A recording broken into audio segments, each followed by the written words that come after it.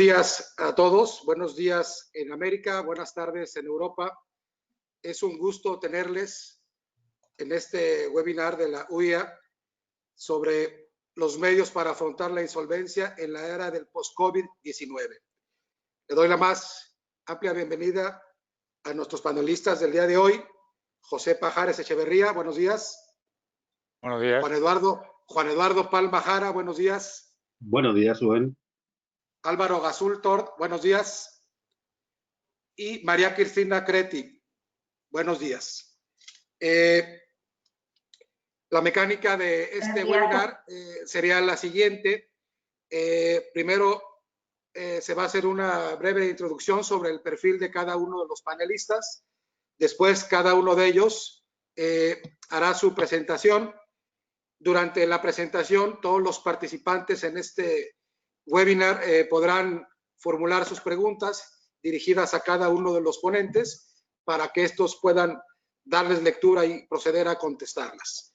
Es muy importante en nuestra comisión el trabajo que ha tenido a lo largo de estos últimos años y nos hemos percatado como una de las especialidades o ramas del derecho que más relevancia van a tener en esta era post-COVID, sin duda alguna será el derecho de la insolvencia, la bancarrota, el concurso mercantil. ¿Por qué? Porque es un hecho que la economía mundial será distinta después de esta pandemia. Las empresas hoy pasan por una situación difícil y seguramente se verán afectadas en su situación financiera. Es ahí donde la herramienta del concurso mercantil es y deberá ser utilizada por los abogados, por las empresas, uno, para salvaguardar la viabilidad de las mismas y dos, para la conservación del empleo que tan necesario será en estos días. Entonces yo le pediría a Álvaro, si es tan amable, de hacer la presentación de un servidor. Álvaro, no sé. Bueno, si no, ¿no escucha Álvaro? Bueno, comenzamos. Nos acompaña también Colette de la OEA, quien estará apoyándonos en toda esta presentación. Y le pediría que empezáramos con el slide número 2, por favor, a Colette. México. México, como ustedes saben, es un país que tiene una población muy amplia de 130 millones de habitantes. Tiene una gran diversidad cultural y geográfica. Tiene una economía abierta a la inversión, al comercio exterior y tiene instituciones sólidas. Es actualmente el 15º exportador a nivel mundial. En los 70s, 80s, la economía de México pues era muy dependiente del petróleo y la exportación del mismo. Ahora, y gracias al NAFTA, al Tratado de Libre Comercio con América del Norte, se ha diversificado mucho la economía de México y sobre todo en la industria manufacturera y automotriz. ¿Sí? Siguiente, por favor. Colette. De acuerdo a cifras o números del Banco Mundial, el Producto Interno Bruto de México es de 1.221 billones de dólares norteamericanos. Sí, esto habla del tamaño de la economía de México. La mala noticia que viene ahora con motivo de la pandemia es que se considera que el Producto Interno Bruto de México caerá alrededor del 7.5 en este 2020. Hay algunas otras agencias calificadoras e instituciones como el Fondo Monetario Internacional que consideran que la caída puede llegar a ser del 9%. ¿Cuáles son las principales razones por las cuales va a haber una contracción del Producto Interno Bruto en México? Uno, pues desde luego el coronavirus y todos sus efectos, el conflicto comercial de China y Estados Unidos. Recordar que para el caso de México, Estados Unidos es el principal socio comercial. 3, la caída del precio del petróleo, que como ustedes saben llegó a estar a nivel de $0 el barril de petróleo. Aunque ya no dependemos tanto de él, sí influye mucho en la economía de nuestro país. Entonces, la siguiente, por favor. Sin duda, esto va a generar y está generando una situación muy difícil y complicada para las empresas en México. Muchas de ellas se han visto en la imposibilidad de cumplir con sus obligaciones laborales, fiscales, bancarias y con sus respectivos proveedores.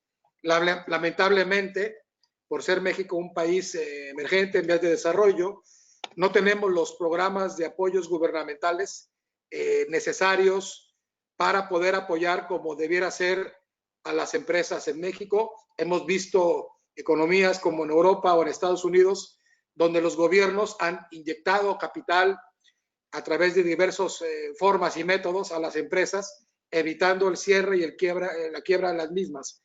En nuestro país, los apoyos gubernamentales pues ha sido insuficiente. Las empresas y los empresarios en México, desde el año 2000 contamos con la ley de concursos mercantiles, que es una herramienta novedosa, de vanguardia en su momento, para evitar el cierre de las empresas. La siguiente, por favor. El objeto de esta ley es prevenir que exista un cierre de la empresa mediante la conciliación, y solamente en caso de que no pueda haber una conciliación entre la empresa y los acreedores, se pasará a la etapa de la quiebra.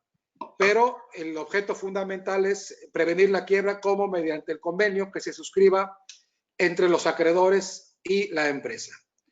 Según los datos del Instituto Federal de Especialistas en Concursos Mercantiles de México, desde la publicación de la ley en el año 2000 hasta noviembre del año 2019, se han promovido solo 772 concursos mercantiles, lo cual es una cantidad mínima, tomando en cuenta, uno, el tamaño de la economía, y dos, las diversas crisis económicas que hemos tenido. Ustedes recordarán la terrible crisis del 2008 provocada por, o llamada Lehman Brothers, la casa de bolsa de los Estados Unidos, que inició una terrible crisis mundial, pues generó varios problemas financieros a las empresas, y por lo tanto fue una época donde se tramitaron bastantes y diversos concursos mercantiles. La siguiente, por favor.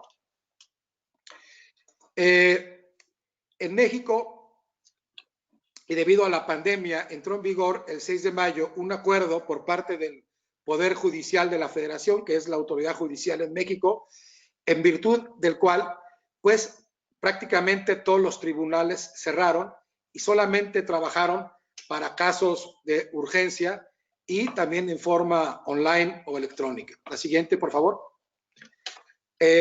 Actualmente la suspensión de los tribunales o de las actividades físicas de los tribunales continúa hasta el día 30 de junio, y lo más probable es que esto continúe o se extienda por más plazo, debido a que la pandemia lleva más de 20,000 muertos en México y hay más de 125,000 contagiados. Por lo tanto, las cifras no son nada alentadoras y estamos considerando la posibilidad de que continúen los tribunales sin servicio al público directamente por más tiempo. Los asuntos que actualmente reciben los tribunales en México son para casos urgentes, resolver los casos que físicamente ya estaban tramitados, los juicios en línea, esos siguen con la posibilidad de seguirse promoviendo. En este caso hay una suspensión de plazos y términos para el resto de los casos, y hay una exhortación, y quizás la parte buena que ha dejado la pandemia en el ámbito del litigio, que los tribunales, tanto federales y estatales, han impulsado mucho más el uso de las tecnologías para tramitar los asuntos en línea. ¿Sí? La siguiente, por favor. En lo que se refiere a los concursos mercantiles, solamente se pueden admitir las medidas cautelares en estos concursos mercantiles. Esto es, los jueces tendrán que recibir los concursos y resolver lo relativo a las medidas cautelares. Todo el resto del procedimiento concursal será suspendido, puesto que no se considera algo urgente. Esta determinación la tomó el Poder Judicial de la Federación, y eso, a mi punto de vista, ha propiciado que algunas empresas en México que tienen presencia internacional o global han tenido que recurrir a los tribunales del extranjero, particularmente a Estados Unidos, a promover los procesos de bancarrota en aquel país. Consideramos que, en nuestra opinión, que el concurso mercantil deberá de considerarse una cuestión urgente, toda vez que de ahí depende la viabilidad de la empresa y la contención del empleo, y evitar que precisamente haya mucho desempleo con motivo del cierre de las empresas. La siguiente, por favor. ¿Cuáles son las medidas cautelares o providencias precautorias que debe resolver un juez concursal en México durante la pandemia? Bueno, la prohibición de hacer pagos de obligaciones vencidas con anterioridad a la fecha de admisión de la solicitud. Es obvio que la empresa no tiene las facultades, debido a que en su mayoría están cerradas por la pandemia, de cumplir con sus obligaciones, y el juez debe resolver esta cuestión. Todos los procedimientos de ejecución en contra del comerciante o la empresa. Tampoco puede hacerse operaciones de enajenación o gravámenes por parte de la empresa, esto con el objeto de que no se descapitalice la misma, se cancela o se suspende el aseguramiento de bienes, la intervención a la caja, y la prohibición de realizar transferencia de recursos o valores en favor de terceros. La siguiente, por favor. Como ustedes ven, lo que busca las medidas cautelares y las providencias precautorias en la Ley de Concursos Mercantiles en México, básicamente es evitar el deterioro patrimonial de la empresa para que ésta pueda continuar operando y pueda subsistir en el largo plazo mediante un convenio que suscriba con los acreedores. Como ustedes pueden ver, la función del juez en cuestiones concursales es muy limitada. Consideramos que el Consejo de la Judicatura debió de considerar al concurso mercantil en su integridad o en su totalidad como un trámite urgente durante esta pandemia, puesto que urgente es conservar la empresa y conservar el empleo. Ante esta situación, la Barra Mexicana Colegio de Abogados, que es al Colegio de México al cual pertenezco, elaboró y presentó una iniciativa que se denomina el régimen concursal de emergencia. Esta iniciativa, la siguiente, por favor. Esta iniciativa que elaboró la Barra conjuntamente con la Comisión de Derecho de Insolvencia, fue presentada ante el Senado de la República en México por conducto de la senadora Claudia Edith Anaya Mota, quien esta a su vez presentó ante el propio Senado la iniciativa en cuestión. En este momento en México no está sesionando de manera presencial el Senado de la República, por lo cual la iniciativa que ya presentó esta senadora está en espera de que se reanuden las actividades, pueda ser debatida, enriquecida y en su momento publicada. He de comentar que desde que se presentó esta iniciativa, que desde mi punto de vista técnico es una muy buena iniciativa que elabora la Barra Mexicana Colegio de Abogados, ha desatado polémicas, ha desatado comentarios a favor y en contra, ha desatado señalamientos y cuestionamientos, pero también aciertos.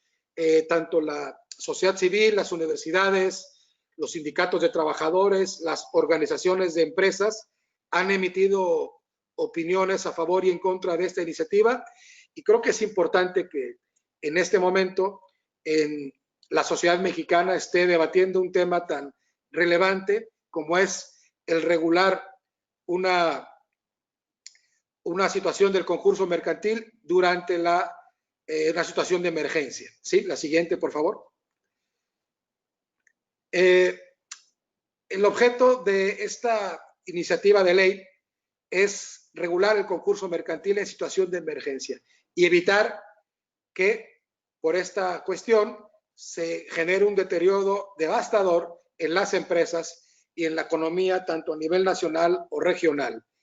Y permitir, sobre todo, ese es el gran objetivo, que se utilice la herramienta del concurso mercantil de manera más ágil más eficaz, con mayor prontitud, que el proceso no se haga demasiado largo y pueda evitar realmente el cierre de las empresas. El artículo 343 de esta ley que se propone establece que regula el concurso mercantil en caso fortuito o de fuerza mayor o cuando haya una declaración de emergencia, contingencia sanitaria o desastre natural. En México es el gobierno federal quien pueda hacer esta declaración. Hay que recordar que México es un país grande que tiene pues el Océano Pacífico, tiene el Golfo de México, tiene el Caribe, y eso lo hace un país muy vulnerable a huracanes. También somos un país estamos en una zona altamente sísmica, ha habido varios terremotos, y en fin, ha habido diversos eventos naturales que han propiciado que se declare zona de emergencia en algunas zonas del país. A veces ha sido en el norte, a veces ha sido en el Golfo, a veces ha sido en el Caribe o en el Pacífico, pero sin duda lleva una afectación fuerte, directa e inmediata a las empresas en su patrimonio y sobre todo en su operación diaria. Es por eso que consideramos que es muy oportuno que se regule el concurso mercantil en situación de emergencia. La siguiente, por favor. El concurso en situación de emergencia va a durar durante toda la emergencia que decrete el gobierno federal, más los 6 meses siguientes a dicho evento.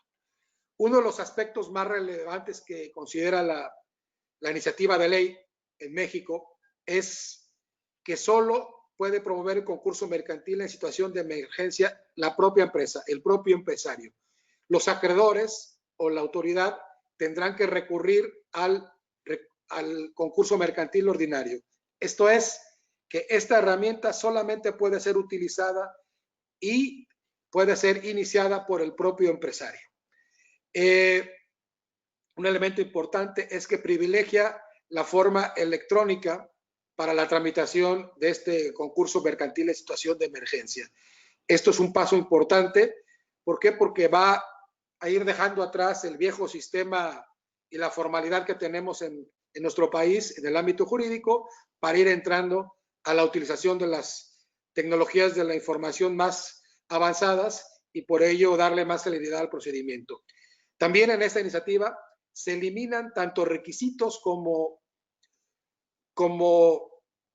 documentación y elementos para la declaración del concurso. Es decir, a diferencia del concurso ordinario, el concurso mercantil en situación de emergencia tiene mucho menos requisitos, los plazos son más cortos, la posibilidad de interponer recursos son menores y por lo tanto es mucho más ágil, más rápido y más expedito el proceso concursal. Otra cuestión importante es que las cuentas bancarias que pudieron haber sido aseguradas o embargadas de la empresa o del empresario serán levantados los embargos. Esto es para que se permita a la empresa, al empresario, continuar de manera regular con la operación de la empresa, porque si no tiene acceso a sus cuentas bancarias, difícilmente podrá cumplir con sus compromisos patrimoniales. Otra cuestión que llama la atención y que ha provocado algunas polémicas es que el crédito fiscal que no tenga garantía se va a considerar como un crédito ordinario. Esto es relevante puesto que muchas empresas en este momento de la pandemia pues no sabían si proceder a realizar el pago de sus impuestos o proceder a realizar el pago de los salarios de los trabajadores. Y creo que el daño social en una y en otra pues es muy distinto. La siguiente, por favor. Finalmente, en la opinión del suscrito, es que esta iniciativa deberá de enriquecerse durante su discusión en el Senado de la República, donde los diversos actores sociales podrán y deberán hacer valer sus derechos y presentar sus observaciones a esta iniciativa, todo con el fin de que tengamos un concurso mercantil en situación de emergencia, que como ya lo he comentado, en nuestro país, no solamente por una cuestión sanitaria, sino por una cuestión sísmica o meteorológica, podemos tener estos eventos. Y finalmente esperemos que se apruebe y que esto fortalezca el régimen concursal en México, y desde luego estamos abiertos para que las empresas extranjeras puedan promover los concursos y tramitar los mismos en México durante esta pandemia y en este tipo de situaciones. Pues de mi parte, muchas gracias, y le pido al público, a los participantes, que formulen las preguntas que consideren pertinentes dirigidas a los ponentes de manera escrita, tal como se señala al principio. Y muchas gracias. A continuación, hará su presentación José Pajares Echeverría. Él es licenciado en Derecho por la Universidad de Zaragoza. Está incorporado al Real e Ilustre Colegio de Abogados de Zaragoza.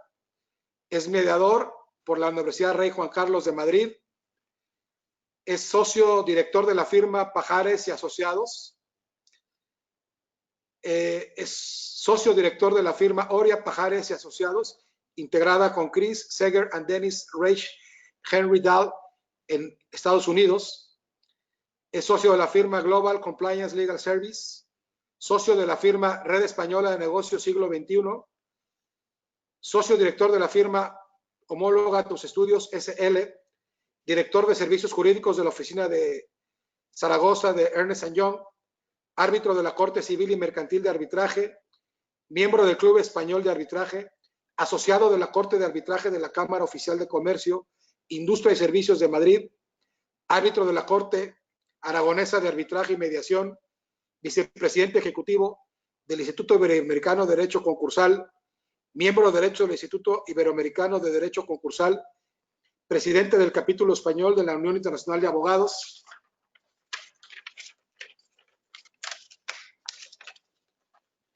y miembro del Consejo Asesor de Discovery Salud. Y bueno, tiene muchas más actividades José Pajares, pero me gustaría, si no tiene inconveniente, pasar a su presentación. Bienvenido, José, y gracias de antemano. Muy buenas tardes, Europa, buenos días, América, y buenas noches, Asia. Espero que haya escuchantes y, por tanto, alumnos de esta materia en los 3 continentes que he nombrado. Bueno, Rubén, muchas gracias por haber acabado de armar esta cápsula de insolvencia, que también me consta que se está haciendo en inglés y en francés, y que tomaste del testigo que Alberto Román Palencia, compañero tuyo de México, nos lanzó, y ha dado lugar a que en este momento estemos todos aquí, y los que no estamos de esta comisión de insolvencia, o bien estamos escuchando, o como sabéis todos, van a participar en el seminario o cápsula en inglés y cápsula en francés. Es decir, que prácticamente todos los miembros de la comisión vamos a estar exponiendo nuestro punto de vista. Voy a hacer una referencia no técnica, sino exclusivamente social, vamos a decir un poquito general, a la situación que veo yo del movimiento de insolvencia como consecuencia de la pandemia. Porque la pandemia ha arrasado, ha sido como un vendaval, como dice Marcelo Barreiro, a todos los continentes y a todos los países. Pero casi todos han hecho lo mismo. Han aplicado los mismos criterios sanitarios con mejor o peor fortuna, porque han empezado antes o después, pero evidentemente todos han aplicado las medidas de emergencia concursales, salvo por lo que te he estado escuchando, Rubén, en México. O sea, estoy escuchando que en México tenéis una legislación de concursos mercantiles que conozco del año 2000 y que hay una modificación de una ley de emergencia que habéis preparado a través de la barra y una serie de compañeros que no ha salido a la luz. Es decir, que estáis regulando los concursos mercantiles como si no hubiera pasado nada. Evidentemente me parece un error supino y, por tanto, no me referiré a vuestro país, sino que me referiré al resto del mundo, que en la mayoría de los casos han aplicado normativas específicas de emergencia. Y voy a hacer una diferenciación muy clara. Hablamos de COVID sanitario y de COVID económico. El COVID sanitario ya se está afrontando, ya se está resolviendo y, en su caso, con posteriores brotes se irá resolviendo. Pero, amigos, el COVID económico sí que ha venido para quedarse. Quiero, además, dejar absolutamente claro que las situaciones que se están dando en el mundo no son tan diversas, son solamente 2, claramente 2. Las empresas que, como consecuencia del COVID, tienen un problema de liquidez, pero son viables, las que tienen necesidad de un apoyo, pero las otras que siendo igual están en sectores estratégicos que jamás van a levantar cabeza. A pesar de que sean viables, a pesar de que tengan fondos propios positivos y a pesar de que el desarrollo industrial o económico les permita hacerlo. Estamos hablando de sectores, como todos conocemos, turísticos, textiles, en fin, una hostelería, restauración, música. ¿Qué va a pasar con todas estas empresas? Entonces, en España, como comentará posteriormente con mucha más claridad Álvaro Basul, ¿se han aprobado unas normas de emergencia para evitar esto? No. Al igual que ha hecho Francia, al igual que ha hecho Italia, empezó Alemania y continuó concretamente también Italia, perdón, Suiza e Italia. Lo que han hecho es parar, dar una patada para adelante a la situación. Es decir, oiga, quietos, no pongan concursos, no liquiden, tómense el tiempo necesario para evitarlo. Es lo que la ley concursal española y, como he dicho, de otros países europeos dice. La diferencia entre Italia y España, Cristina lo va a poder decir, es que en España podemos presentar el concurso aunque la norma no nos obliga hasta el 31 de diciembre. Creo que en Italia no se puede presentar hasta el 30 de junio. O sea, el empresario que quiera presentarlo no lo puede presentar. Bueno, entonces, si hay empresas que son solventes, ¿cómo resuelven su problema? Pues evidentemente en todo este tiempo encontrando unas formas de reestructuración, unas negociaciones con quita y espera con todos los acreedores. Es decir, buscar soluciones que le permitan, cuando se acabe esa medicina, que es ese retraso o esa financiación barata que en Europa, como ha dicho Rubén, se ha puesto encima de la mesa, tenga que devolverse. En ese momento tendrán que haber generado suficiente actividad para poder salir adelante. No va a ocurrir en sectores estratégicos, como he dicho antes. Por mucho que continúen, se van a sobreendeudar. Y además, la trampa que se está viviendo en Europa es: no te preocupes, aválame en una parte el resto del Estado, pero me avalas tú, me avala tu familia, me avalan tus sociedades filiales y de alguna manera me sobreendeudo. Esa situación va a ser claramente negativa. Entonces, la solución viene ya establecida en Europa por la Directiva 1023 del año 2019, de 20 de junio, hoy hace concretamente 368 días, un año y 3 días más, porque lo que viene es a fomentar y a potenciar la reestructuración preventiva. Es decir, hagamos esto que ya está en Europa desde el año 19 y aprovechemos la pandemia con la modificación legislativa de emergencia para desarrollarlo. Con dos directrices muy claras: empresa viable. Si no es viable y es un sector estratégicamente deteriorado, cambiemos, cerremos. No podemos pagar. Empezaremos a trampear, a parchear, a endeudarnos para acabar muriendo cuando no tiene solución. Y busquemos, como dice la directiva también, el interés preferente o privilegiado, creo que dice exactamente, concretamente, el interés superior de los acreedores. Más o menos el calificativo era el mismo. Es exactamente lo que yo estoy diciendo ahora. Si estamos en esta situación en todo el mundo, con independencia de la legislación de emergencia, aprovechemos institutos preconcursales, aprovechemos negociaciones en todo este tiempo para que entre proveedores, acreedores, deudores y, evidentemente, todos los implicados en el mundo empresarial busquemos una solución. Pero lo hagamos desde un punto de vista práctico.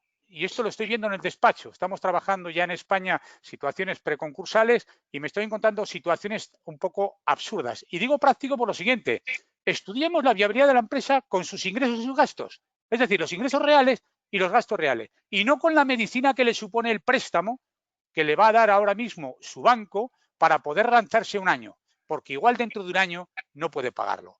Veamos qué ingresos tiene y qué gastos. Olvidémonos concretamente de esa financiación. Con eso, seguramente tengamos un diagnóstico absolutamente claro de la empresa y podamos darnos cuenta de si la empresa es viable o no es viable. Y digo además otra cosa, porque insisto mucho en ese préstamo que se va a devolver, porque si se va a devolver hay que generar. Y si hay que generar, no es que el negocio tenga que mejorar, es que tiene que ser exponencialmente mucho mayor para poder devolver. O sea, si fuera un préstamo a fondo perdido, estaríamos de acuerdo. Ningún préstamo es a fondo perdido. Se tiene que devolver. Por tanto, creo que la falta de liquidez en empresas viables no se resuelve exclusivamente, como he indicado ahora, concretamente con esa financiación. ¿Cómo, desde mi punto de vista, aparte de esos análisis y diagnóstico de la empresa, debería resolverse los problemas? Yo creo, y voy a dar 3 pinceladas para que vayamos por donde entiendo que se puede hacer. Creo que deberíamos empezar a trabajar muchísimo mejor y conseguir que todo el fresh money, todo el préstamo que facilita a la familia y a las personas especialmente relacionadas con el deudor, el propio deudor, tenga la condición de una vez por todas de crédito contra la masa. No puede ser que la empresa no obtenga préstamos o que sea insuficiente, que el empresario apueste por su empresa, ponga su dinero, ponga su casa, ponga a su familia, ponga su mascota y además no pueda salir adelante. Eso no puede ser, porque ese crédito resulta que no tiene la misma calificación que cualquiera de los acreedores, vamos a decir, no ordinarios, sino privilegiados. Pero es que si se da esa situación, también se le tiene que permitir, porque esto está pasando, como sabéis, en las reestructuraciones al final, el agente que reestructura prácticamente es el administrador, de hecho, de la compañía y gestiona como él quiere. No debe ser así. Tiene que gestionar el empresario con ayuda o intervención, como estoy indicando antes, del financiador. Pero además busquemos también soluciones donde demos un carácter preferente al crédito del socio, ya no estoy hablando del empresario, sino del propio socio, y a créditos puente que permitan buscar una solución financiera a mayor plazo, pero entre tanto poner dinero, no solamente socios, sino personas especialmente relacionadas. Creo que este punto no es coincidente en todo el mundo y debería serlo, y desde luego en España y en Europa debería fomentarse de manera absoluta. Ese sería un primer bloque. Y el segundo sería aplicar de una vez la Directiva 1023 del año 2019. ¿Por qué? Porque regula los mecanismos tempranos de reestructuración, básico. Institutos preconcursales preventivos. Suspende ejecuciones. Impone a acreedores, ya está bien de que para negociar un acuerdo de refinanciación tenga que tener unos porcentajes de quórum diferentes, depende de la calificación del crédito. También se impone al deudor este deudor que tenemos a veces en el despacho que sigue trabajando para perder dinero y fundamentalmente también se aplica a la persona física. Voy a concluir porque Rubén ha avanzado más cosas de las que yo iba a decir en su parte y con dos reflexiones. La primera es que creo que el derecho concursal está en un momento en el que no se trata más que de utilizarlo como medida alternativa o como medio alternativo para resolver conflictos. Es decir, a modo de mediación, a modo de mal llamado arbitraje. José Eduardo Palma seguramente me podrá confirmar posteriormente si en Chile creo que la mediación en el ámbito concursal lo es para grandes concursos o grandes compañías. Es decir, olvidémonos del juzgado, olvidémonos de los resortes de las propias leyes concursales y utilicemos extrajudicial y preventivamente las soluciones. Mi segunda y última conclusión, y esto creo que nos estará escuchando el expresidente de la comisión, Ángel Ballesteros, que trabajó conmigo y particularmente él mantuvo en UNCITRAL, el testigo de la UIA, que en ese momento era prácticamente imposible armonizar el derecho concursal en todo el mundo. Hoy, como la pandemia ha arrasado a todo el mundo, creo que es el momento de avanzar en la armonización del derecho concursal y ser capaces de tener unas normas prácticamente iguales en todo el mundo. Muchas gracias, Rubén. Muchas gracias, estimado José. Como siempre, muy buena tu participación. Y para mí es un gusto a continuación presentar al profesor Juan Eduardo Palma Jara, quien se encuentra en Santiago de Chile. Él tiene estudios en el Colegio San Ignacio del Bosque en Santiago, programa de intercambio en el James B. Conant High School en Estados Unidos. Es abogado por la Universidad de Chile y es miembro de la Suprema Corte de Chile o es admitido en su práctica desde el año de 1975. Además, él académicamente es profesor de la Universidad de Chile, de la Escuela de Derecho, y actualmente presta sus servicios en Vial y Palma Abogados desde el año de 1970. Cuenta con diversos cargos académicos, empresariales y corporativos y diplomáticos, pero le daré ya el uso de la voz para que nos haga su presentación, toda vez que ya nos quedan tan solo 22 minutos. Adelante, Juan, por favor. Gracias, Rubén. Muy buenos días. Siguiendo las palabras de José, claramente el tema de la insolvencia y el tema de la pandemia es un tema global que requiere una actuación multilateral, colaboración internacional para que todos nosotros podamos salir de los problemas, tanto sanitarios como legales, a que nos enfrentamos en materia de insolvencia. Y es así como varias jurisdicciones han recurrido a los capítulos 11 y 15 del Código de Quiebras de los Estados Unidos de América, compañías transnacionales, grandes compañías nacionales que tienen operaciones en diversas jurisdicciones, han recurrido a estos mecanismos que nos otorga la legislación norteamericana. En nuestro país, con ocasión de la pandemia, se ha levantado el plan de apoyo económico más grande que ha existido en la historia de Chile. Y este plan de apoyo económico que se ha levantado en nuestro país gira en torno a tres grandes principios. Una inyección de liquidez para apoyar a las empresas, no solamente a las pequeñas, sino que también se está elaborando un plan para ayudar a grandes empresas que estén en dificultades financieras. Apoyo a los ingresos familiares, apoyo directo a los ingresos familiares de las personas más vulnerables y protección de los empleos e ingresos laborales. Sobre estos tres grandes pilares se han estructurado una serie de modificaciones legales y aspectos que tienden a evitar la insolvencia y tienden a ayudarnos a salir de esta pandemia. En Chile tenemos una legislación concursal que abarca no solamente al deudor comerciante, sino que abarca a toda clase de deudores, con escasas excepciones.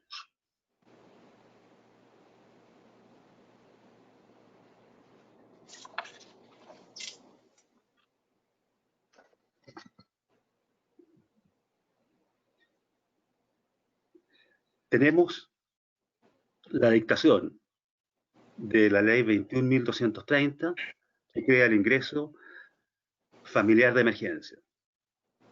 De modo que las familias que no tengan ingresos y que teniendo sean muy bajos, se les otorga un subsidio y se les otorga un monto económico sin cargo de devolución para que puedan subsistir. Luego se garantiza a través de la ley 21.218 un subsidio para el ingreso mínimo garantizado, de modo que se garantiza que cada persona tenga a lo menos un ingreso mínimo de cierta cantidad de dinero, aunque sean personas que no tengan una relación laboral, sino que sean trabajadores independientes. Luego, la ley 21.225 otorga un bono que se llama COVID a las familias más vulnerables.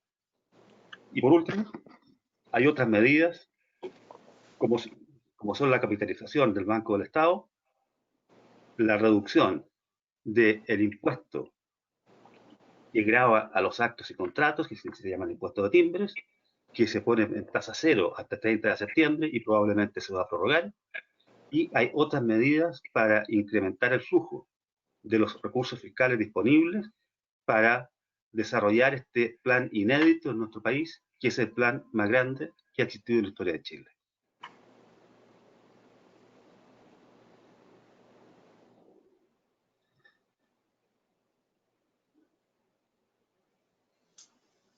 Se dictó la ley 21.229 que implementa una línea de crédito, FOGAPE se llama, y que distingue entre las micro y pequeñas empresas, las empresas medianas, las empresas grandes y las empresas súper grandes. Y son ciertos créditos que tienen por objeto cubrir necesidades de capital de trabajo. En el ámbito laboral se ha buscado proteger el empleo, se ha buscado proteger a la empresa y al empleo a la vez. Y así se les permite acceder a los fondos de seguro de desempleo y, adicionalmente, se permite la suspensión de la relación laboral por acto de autoridad, de modo que existiendo un acto de autoridad que genere estos efectos propios de las restricciones sanitarias, se puede suspender la relación laboral. También se puede suspender la relación laboral de común acuerdo con los empleados y se puede reducir temporalmente la jornada de trabajo, de modo de poder dar facilidades para que la empresa pueda subsistir y a la vez que no se quiebre el vínculo laboral y los trabajadores puedan mantener su trabajo. Hoy día existen algunas medidas que están en el Parlamento y otras que todavía no están en el Parlamento. Se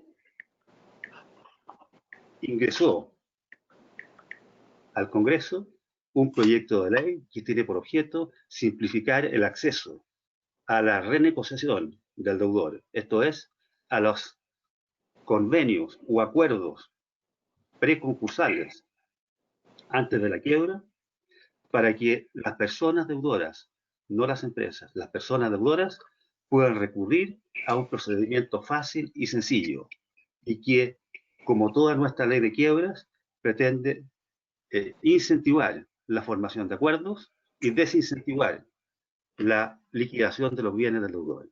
Toda nuestra ley de quiebras está enfocada a través de un montón de incentivos y de mecanismos y de limitaciones de los recursos, tal cual como decía Rubén, tendientes a que los acreedores lleguen a un acuerdo con su deudor y solucionen a través de los mecanismos más amplios que puedan pactar entre ellos el tema de la insolvencia y de la cesación de pagos, de modo de poder salir adelante.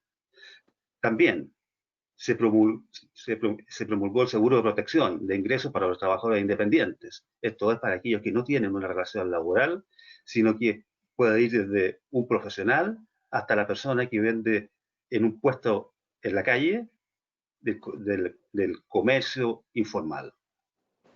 Y actualmente se está elaborando un proyecto que elimine las barreras de entrada a los acuerdos de reorganización de las pequeñas y medianas empresas. Las pequeñas y medianas empresas tienen barreras de entrada y les cuesta llegar a los procedimientos de reorganización, porque estos procedimientos de reorganización implican costos e implican tiempo.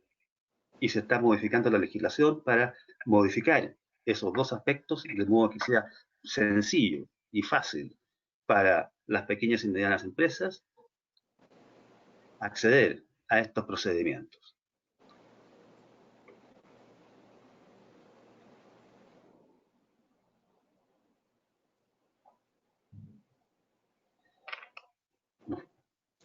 Nos falta tres.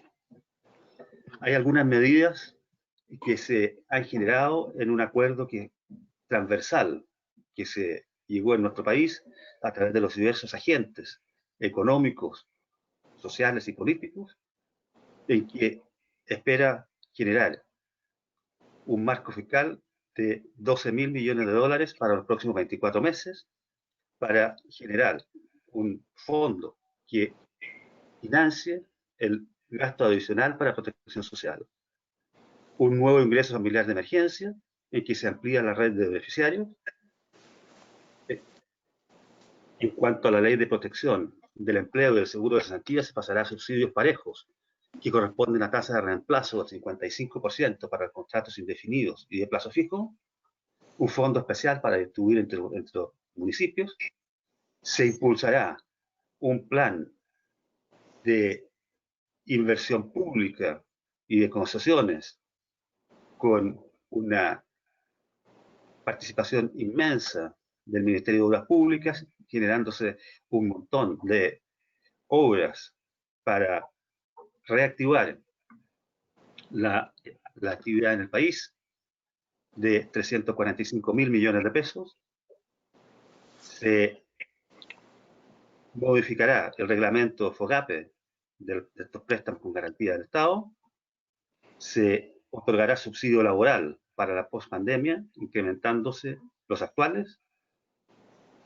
Y se van a dar facilidades para reemprendimiento y recapitalización de las pequeñas y medianas empresas.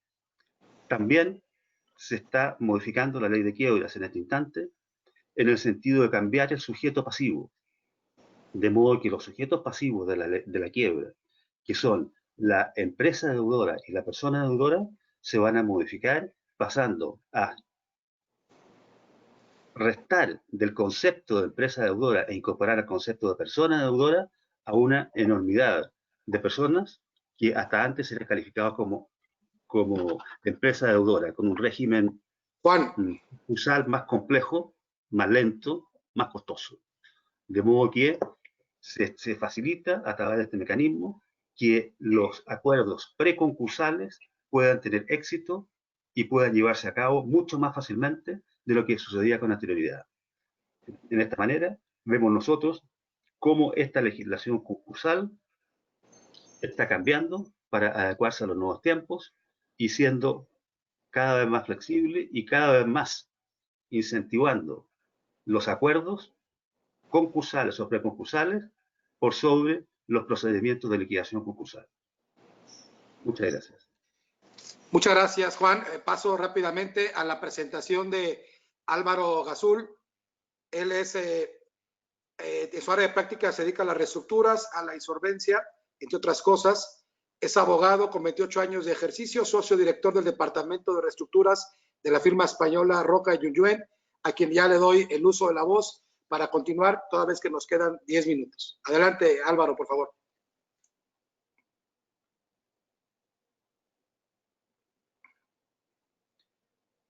Álvaro, disculpe. Parece que tenemos un problema de sonido, Álvaro. ¿Nos escuchas? Álvaro. Álvaro, ¿nos escuchas? Al parecer tenemos un problema con tu micrófono.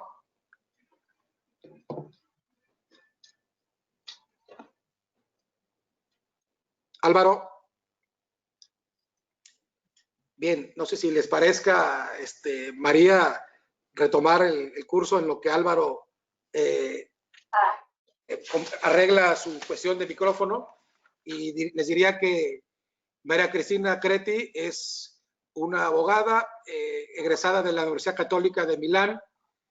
Actualmente se dedica al ejercicio de la profesión, es miembro activo de la UIA y es secretario del Comité Nacional Italiano de la UIA, a quien le doy pues la bienvenida y le pediría que proceda a presentar su ponencia. Adelante, María. Sí, gracias.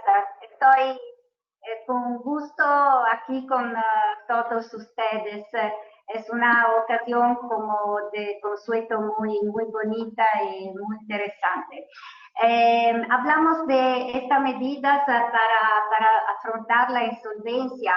Esperamos de que todas las medidas que todos los gobiernos plantean sea de utilidad para las empresas y para la persona. Hablo de la situación en mi país.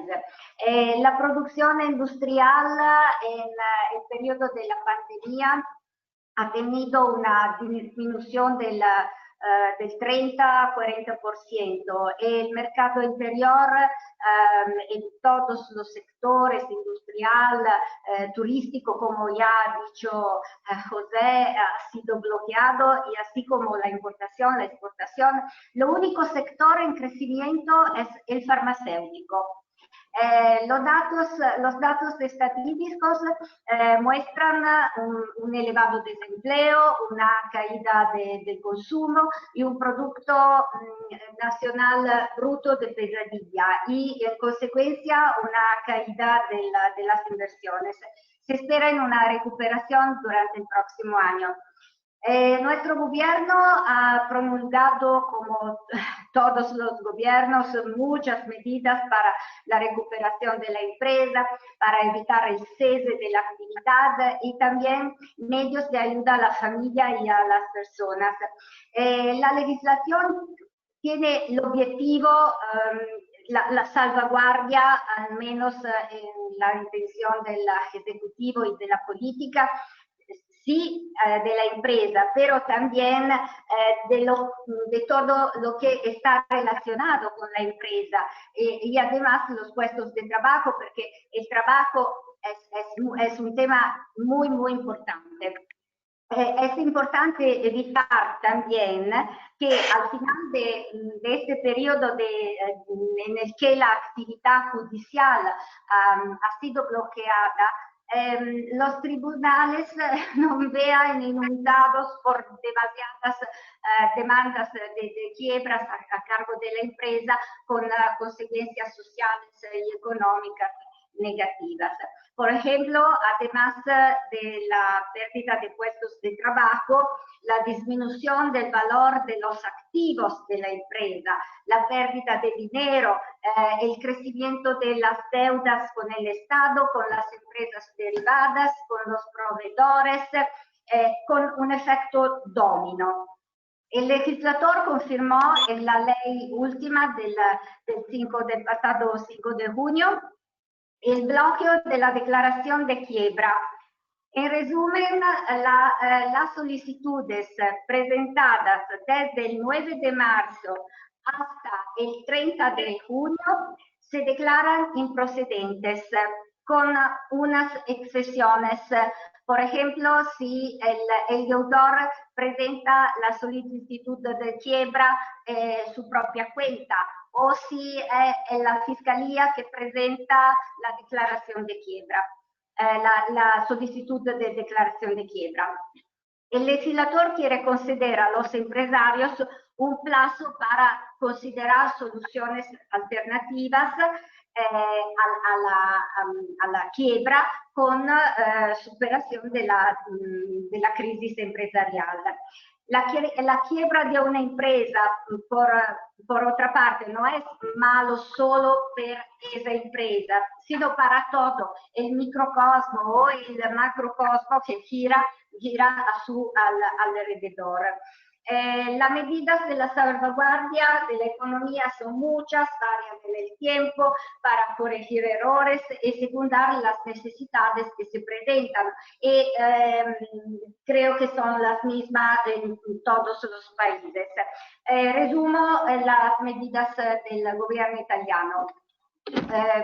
Primero, medidas de beneficios fiscales con exención de algunos impuestos, prórroga del plazo de pago para otros impuestos, y se habla también de una disminución de la IVA, de la impuesta de IVA.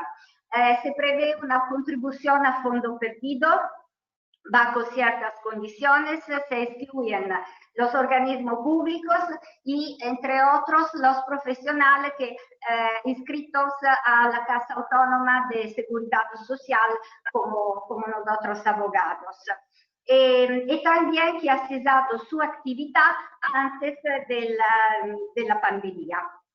El importe concedido a fondo perdido varía en función del volumen del negocio. Se prevé financiación para la puesta en marcha de pequeñas y medianas empresas y para el desarrollo tecnológico y la innovación. Se instituye un fondo para el salvamento y la reestructuración de empresas con marcas históricas y empresas de interés nacional. Esta medida es para evitar la especulación y la escalada de los grandes grupos. Se prevé la realización de una infraestructura para la investigación científica acerca de la ciudad de Turín, en el norte de Italia, incluso para el desarrollo de la green economy, que ahora es muy importante. Hay garantías estatales para los préstamos a las empresas a través de bancos u otros organismos financieros, y se prevén ayudas para el pago de salarios con el fin de evitar despidos.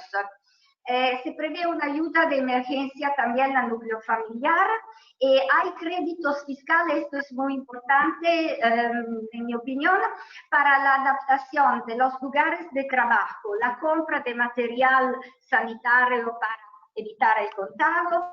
Crédito fiscal también para el gasto del alquiler del lugar, de los lugares comerciales de trabajo donde trabaja la empresa. Créditos fiscales para ayudar a las empresas que trabajan en construcción, para favorecer el desarrollo y la construcción de nuevos edificios, y también para la industria automovilística, que ahora está casi totalmente parada. Todas estas medidas sirven para evitar la falta de liquidez causada propiamente por el bloqueo de la actividad. Porque el problema en Italia, sentimos mucho este problema, el problema de la falta de liquidez, que es el problema más inmediato a resolver. Porque la falta de liquidez es la madre de la insolvencia, que después es la causa de la quiebra. El dinero no circula, a mucha gente le falta el dinero, esto implica la falta de consumo. En este punto quisiera exponer un grave problema que nuestro legislador intenta evitar precisamente mediante la concesión de ayudas en dinero a las empresas y a la familia, a las personas. Sale a la luz la problemática de la delincuencia organizada, que aprovecha los momentos de crisis económica, que ahora es muy grave y afecta a todas las actividades, a las empresas de cualquier dimensión y a la persona. Por desgracia, la delincuencia encuentra terreno fértil cuando falta el dinero, y parece que el delito de usura es el único delito aumentado durante la pandemia. Precisamente para evitar este problema, el legislador quiere adoptar adecuadas medidas como financiaciones a bajo tipo de interés y financiaciones a fondo perdido, para evitar que todo el sistema económico está desestabilizado por la pandemia y está expuesto a riesgos. Y de ahí hay el peligro de un desfase en general, de un desplazamiento de la economía social. Para concluir, tenemos la necesidad de que los bancos cambien su cultura, porque ahora en Italia, no sé, en otros países, estos institutos financieros encuentran y buscan dificultades para no conceder préstamos. Hay mucha burocracia, piden un montón de documentos y pruebas de dificultad y de la capacidad de pagar los préstamos a los empresarios, que ahora no tienen ninguna posibilidad. En resumen, en mi opinión, solo el apoyo del Estado y de las comunidades internacionales y de los bancos, que deben empezar a hacer realmente su trabajo, evitará el declive de la actividad productiva y de la economía nacional e internacional. He concluido. Muchas gracias. María Cristina, muchísimas gracias por tu presentación. A Juan y a José también agradezco mucho a los dos sus excelentes puntos de vista que nos han compartido. También quiero agradecer a la UIA por permitirnos organizar este webinar. Recordarles que el día de mañana será la versión en francés con diferentes ponentes, y pasado mañana, o sea el jueves, será el webinar en inglés también con distintos panelistas. No me resta más que agradecerles, toda vez que el tiempo ya se nos vino encima, agradecerles su participación tanto a los panelistas como al público que nos hizo favor de acompañarnos. Y muchas gracias a todos y hasta la próxima. Gracias. Hola. Gracias a todos.